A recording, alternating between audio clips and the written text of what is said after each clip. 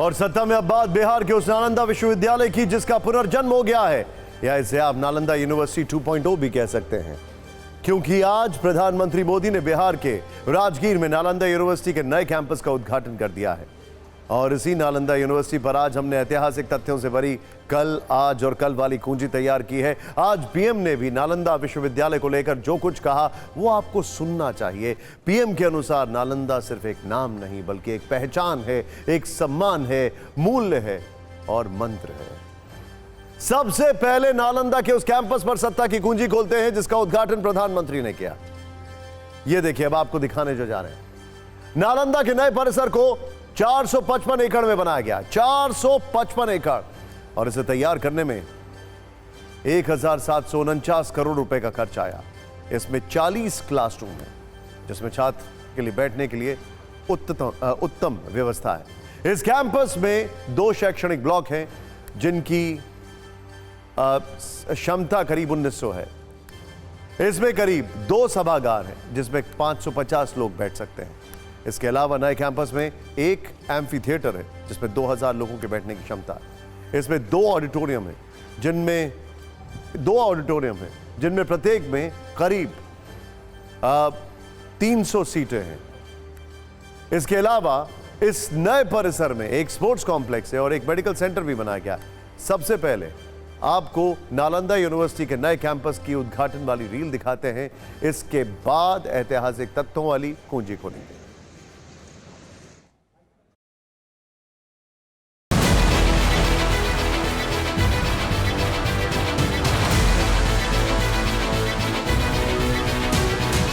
नालंदा एक मूल्य है, नालंदा एक मंत्र है, गौरव है, गाथा है। नालंदा है उद्घोष इस सत्य का कि आग की लपटों में पुस्तकें भले जल जाएं, लेकिन आग की लपटें ज्ञान को नहीं मिटा सकती। साथियों, अपने प्राचीन अवशेषों के समीप नालंदा का नवजागरण, ये नया कैंपस विश्व को भारत के सामर्थ्य का परिचय देगा।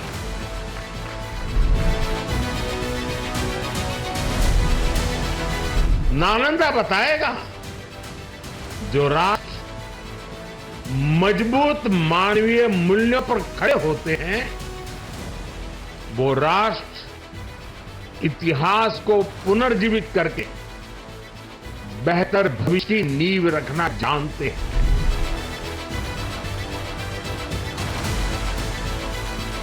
मैं बिहार के लोगों को भी बधाई देता हूं। बिहार अपने गौरव को वापस लाने के लिए जिस तरह विकास की राह पर आगे बढ़ रहा है, नालंदा का ये कैंपस उसी की एक प्रेरणा है। सबसे पहले आपको नालंदा विश्वविद्यालय की फ्लैशबैक कुंजी दिखाते हैं ताकि आप ज्ञान और शिक्षा के इस महान केंद्र को गहराई से जान सकें। नालंदा विश्वविद्यालय की स्थापना 5वीं शताब्दी में गुप्त सम्राट कुमार गुप्त प्रथम ने की थी। हर्षवर्धन और पाल शासकों के समय में इसका और भी विस्तार हुआ और यह दुनिया भर में प्रसिद्ध हो गया। इसके विशाल आकार और भव्यता का विवरण चीनी यात्री हिन सांग और वान चुआंग के यात्रा विवरण में मिलता है। नालंदा विश्वविद्यालय का परिसर लगभग 14 हेक्टेयर यानी करीब 35 हेक्टेयर में फैला हुआ था। इसमें कई शैक्षणिक और आवासीय भवन, पुस्तकालय, मंदिर और विहार थे। इसकी वास्तुकला में बौद्ध शैली के तत्व देखे जा सकते थे। नालंदा में 10 बड़े विहार थे जो छात्रों और भिक्षुओं के आवास के लिए बने थे। ये विहार चारों ओर से बंद होते थे और उनके अंदर अध्ययन कक्ष, ध्यान स्थल और निवास स्थान होते थे। परिसर में 10 बड़े मंदिर थे जहां बौद्ध धर्म के धार्मिक अनुष्ठान होते थे और शिक्षाएं दी जाती थी। नालंदा विश्वविद्यालय का पुस्तकालय धर्मगंज के नाम से जाना जाता था और इसमें 3 प्रमुख पुस्तकालय भवन थे, रत्नसागर, रत्नोदधि और रत्नरंजक। पुस्तकालय में लाखों पांडुलिपियां और ग्रंथ थे जिनसे अलग अलग विषयों पर गहरी जानकारियां मिलती थी। नालंदा विश्वविद्यालय में लगभग 10,000 छात्र और 2,000 शिक्षक होते थे। यह विश्वविद्यालय केवल भारतीय छात्रों के लिए नहीं था। यहाँ कई देशों के से छात्र अध्ययन करने आते थे, विशेष रूप से चीन, Korea, Japan, Tibet, Mongolia, Sri Lanka और दक्षिण पूर्व एशिया के अन्य भागों से, जिससे विश्वविद्यालय का एक अंतर्राष्ट्रीय चरित्र बनता था। ज्ञान के ऐसे केंद्र हमेशा ही आक्रांताओं को चुभते हैं, इसीलिए जब उन्हें अपने साम्राज्य का विस्तार करना होता है तो सबसे पहले ज्ञान के इन केंद्र पर ही हमला होता है। बख्तियार खिलजी ने यही किया।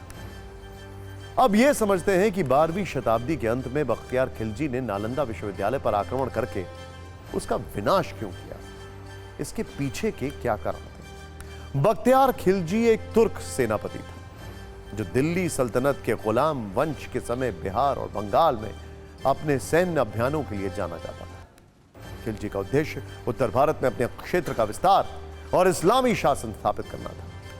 Excuse me. नालंदा विश्वविद्यालय बौद्ध धर्म का प्रमुख केंद्र और एक महत्वपूर्ण सांस्कृतिक और धार्मिक संस्थान था, इसीलिए यह बख्तियार खिलजी के टारगेट पर था। खिलजी की सेना ने नालंदा विश्वविद्यालय पर हमला करके भवनों को ध्वस्त कर दिया और इसके छात्रों और शिक्षकों को मार डाला। सबसे दुखद यह रहा कि इन लोगों ने नालंदा विश्वविद्यालय के विशाल पुस्तकालय को जलाया। यह पुस्तकालय प्राचीन भारत के ज्ञान और विज्ञान का एक महान भंडार था, जिसमें लाखों पांडुलिपियां और ग्रंथ थे। ऐसा कहा जाता है कि नालंदा के पुस्तकालय में इतनी पांडुलिपियां थीं कि वे कई महीनों तक जलती नहीं। ऐसा जिक्र भी मिलता है कि आग 3 महीने तक लगी रही थी। इस आग में बौद्ध धर्म, विज्ञान, गणित, चिकित्सा और अन्य विषयों की महत्वपूर्ण पांडुलिपियां और ग्रंथ जलकर राख हो गए। नालंदा विश्वविद्यालय का विनाश भारतीय उपमहाद्वीप में ज्ञान की संस्कृति, बौद्ध धर्म और शिक्षा पर एक भारी आघात था। इसके साथ ही प्राचीन भारतीय ज्ञान और विज्ञान का एक बड़ा हिस्सा लुप्त हो गया। कई महान विद्वानों ने नालंदा विश्वविद्यालय से ही पढ़ाई की और वहां से मिले ज्ञान को दुनिया में फैलाया। इनमें भारतीय छात्र भी हैं और विदेशी भी। आर्यभट्ट प्राचीन भारत के एक महान गणितज्ञ और खगोल शास्त्री थे। उन्होंने नालंदा विश्वविद्यालय में अध्ययन किया और वहीं से उन्होंने आर्यभट्ट नामक ग्रंथ की रचना की, जिसमें गणित के कई सूत्र और ग्रहों की गति के बारे में बताया गया।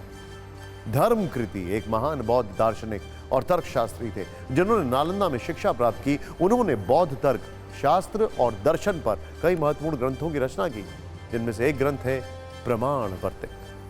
नागार्जुन एक प्रमुख बौद्ध विद्वान और दार्शनिक थे, जिन्हें नालंदा विश्वविद्यालय के महान आचार्यों में गिना जाता था।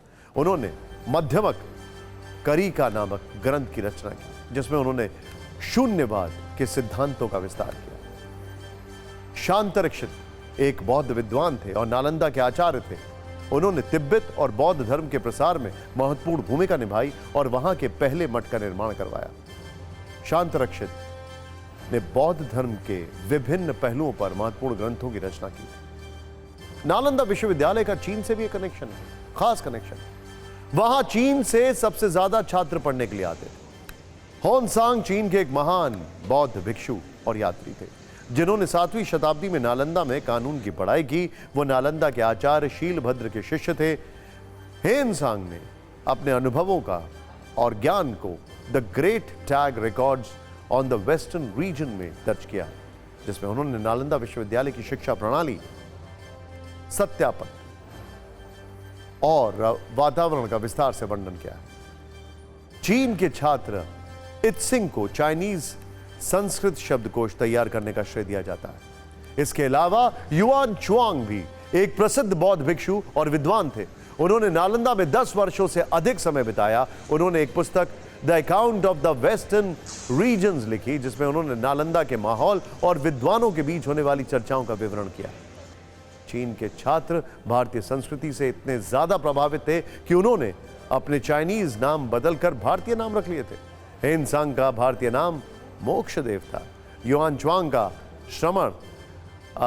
श्रमण यश, फावान का भारतीय नाम धर्मसार, इत्सिंग का ज्ञानदेव, हुएनशी का नाम प्रकाशमती और सिंचिक का नाम चरित्र वर्मा और चिंगहिंग का नाम चिन्हिंग नामक छात्र ने अपना नाम प्रज्ञादेव रखा था। नालंदा में अध्ययन करने वाले इन विदेशी शिष्यों ने अपने अपने देशों में वापस जाकर नालंदा के ज्ञान और शिक्षा का प्रसार किया।